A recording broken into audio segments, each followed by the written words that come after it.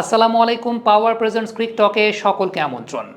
Bangladesh cricket বোর্ডে একটা reformation চলছে। ফারুক আহমেদ নতুন প্রেসিডেন্ট হিসেবে যোগদান করেছেন। আমাদের সবার শ্রদ্ধেয় নাজমুল আবেদিন ফাহিম স্যার তিনি বোর্ড পরিচালক হিসেবে যোগদান করেছেন। তবে ক্রিকেট বোর্ডের রিফরমেশন মানে কিন্তু শুধুমাত্র জাতীয় দল নিয়ে চিন্তা করা না। জাতীয় দলের জায়গায় তাদের মতো করে কাজ করবে, ক্রিকেট অপারেশনস ডিপার্টমেন্ট সেই ব্যাপারটা নিয়ে কাজ করবে, কিন্তু মূল রিফরমেশনটা আসলে জরুরি রুট লেভেলের ক্রিকেটে, ডোমেস্টিক লেভেলের ক্রিকেটে, জেলা পর্যায়ের ক্রিকেটে, বিভাগীয় পর্যায়ের ক্রিকেটে, বয়সভিত্তিক ক্রিকেটে।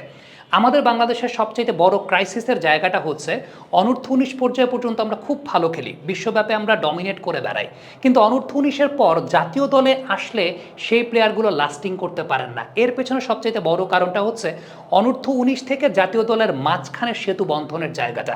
আমাদের কোনো অনূর্ধ্ব-23 ডিপার্টমেন্ট নাই।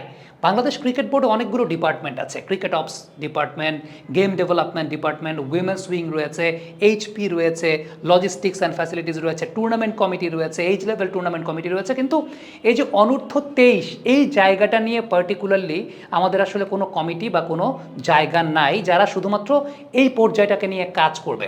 আমার একটা ব্যক্তিগত প্রস্তাবনার জায়গাটা হচ্ছে ন্যাশনাল টিম এবং আন্ডার-19 তার মাঝখানে এই অনূর্ধ্ব-23 নামক একটা কমিটি এইটাকে ইনক্লুড করা। এতে উপকারের জায়গাটা কোন জায়গায় বা ক্রাইসিসের জায়গাটা কোথায় কোথায় হয় সেটা আমি আপনাদেরকে একটু আলোচনা করছি। প্রথমত, আন্ডার-19 থেকে একটা ছেলে খেলে শেষ করে আসলো, এরপর ও কিন্তু 4 দিনের ম্যাচ কখনো খেলে নাই, 5 দিনের ম্যাচ কখনো খেলে নাই, ও শুধুমাত্র ওয়ানডে ক্রিকেটে খেলে এসেছে, বা হয়তো বা ইউথ টেস্ট ও খেলেছে কালে ভদ্রে, কিন্তু ওর ওই যে লঙ্গার ভার্সন ক্রিকেট খেলার যে টেম্পারমেন্টটা তৈরি হবে সেটা তৈরি হওয়ার কোনো জায়গা নেই। ও ডিরেক্ট, যেহেতু আন্ডার-19 ন্যাশনাল টিমে ছিল বা আন্ডার-19 ন্যাশনাল সার্কিটে ছিল, ও ডিরেক্ট এনসিএল বা বিসিএল খেলতে চলে যাচ্ছে।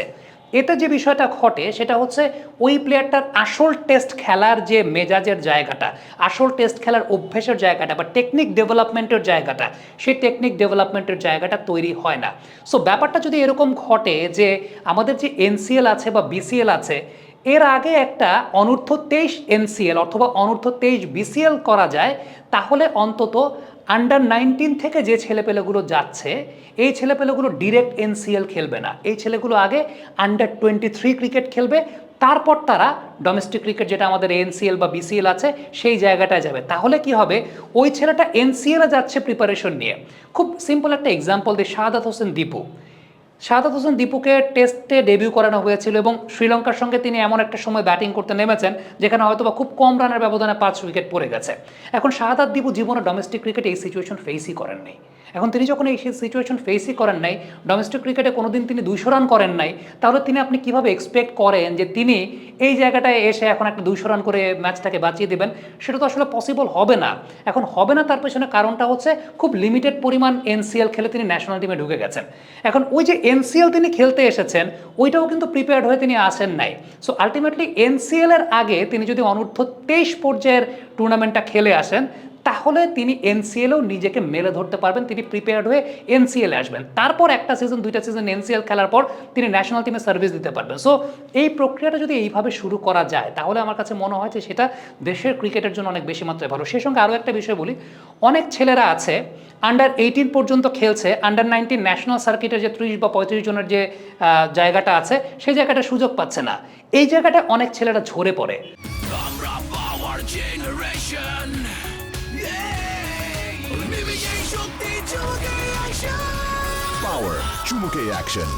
সো এইখানে যে ছেলেগুলো ঝরে পড়ছে ওদের সামনে একটা প্রত্যাশার জায়গা থাকবে, ওয়েল আন্ডার-19 টিমে চান্স পাইনি বা আন্ডার-19 সার্কিটে ছিলাম না, কোনো ব্যাপার না, আমার জন্য সামনে একটা ধাপ আছে আন্ডার-23।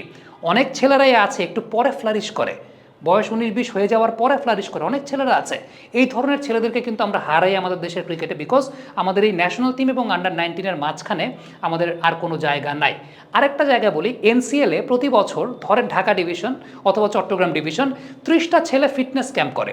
এই 30টা ছেলের মধ্যে 15টা ছেলে তারা মূল এনসিএল দলে থাকছে, বাকি 15টা ইয়াং ছেলে তারা এনসিএল খেলতে পারছে না, তারা কিন্তু আলটিমেটলি ফিটনেস ক্যাম্প করে কোনো লাভ নেই, ম্যাচ খেলতে পারছে না। এবং ইয়াংদের ক্ষেত্রেই এই প্রবলেমটা আসলে বেশি হয়, ইয়াংরাই ডিপ্রাইভড হন যে তারা ম্যাচ খেলতে পারছেন না।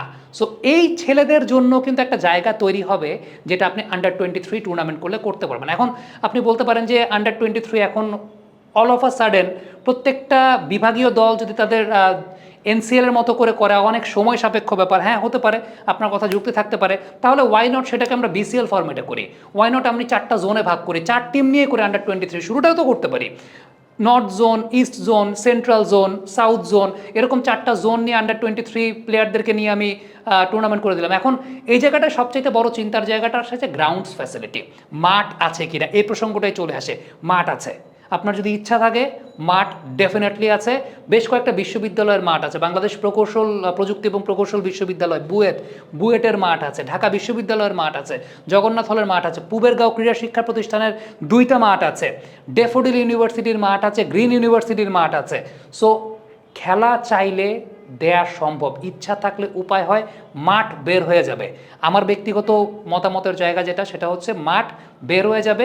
আপনার নট রিয়েলি যে আপনি এই ধরনের টুর্নামেন্ট করতে আপনার ওই লেভেলের ড্রেসিং রুম ফ্যাসিলিটিস লাগবে, আপনি খেলার জন্য মাঠ এবং মোটামুটি ড্রেসিং রুম ফ্যাসিলিটিস হলে কিন্তু অন্তত ক্রিকেটটা মাঠে গড়ানো যায়। সো আমি যেটা বললাম যে বিশ্ববিদ্যালয়গুলোর মাঠগুলো আছে, বিশ্ববিদ্যালয়গুলো মাঠগুলো একটু পরিচর্যা করলে সেগুলো এই লেভেলের ক্রিকেটের জন্য ডেফিনেটলি উপযোগী।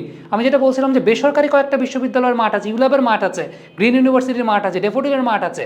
সো এগুলো কিন্তু আলটিমেটলি এই টাইপের ম্যাচ আয়োজন করতে পারে।